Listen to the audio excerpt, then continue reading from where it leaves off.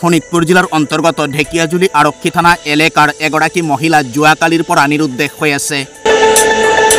এই সন্দৰ্ভত আৰক্ষী থানাত এজাহাৰ দাখিল কৰাৰ লগতে আজি সংবাদ মাধ্যমৰ কাষ চাপিছে মহিলাগৰাকীৰ দুৰ্ভগীয়া স্বামী।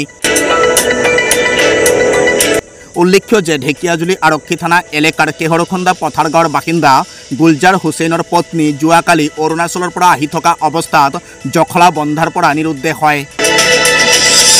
এজাহাৰত উল্লেখ কৰা মতে গুলজাৰ হুছেইন আৰু তেখেতৰ পত্নী অৰুণাচলৰ পৰা আহি থকা অৱস্থাত জখলাবন্ধাত বাছৰ পৰা নমাৰ পিছতে তেখেতৰ পত্নী নিৰুদ্দেশ হয়।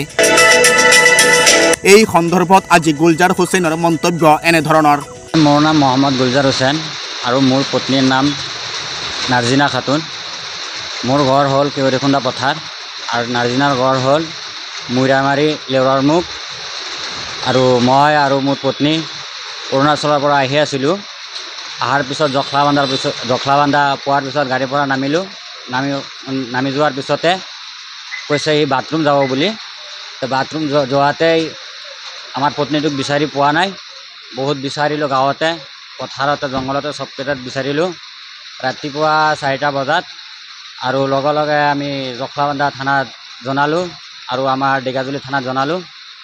আৰু কোনোবাই যদি মোৰ পত্নীক দেখা পায় তে মোৰ নাম্বাৰত কল কৰিব আৰু আমাৰ ঢেকিয়াজুলি থানাত জনাব।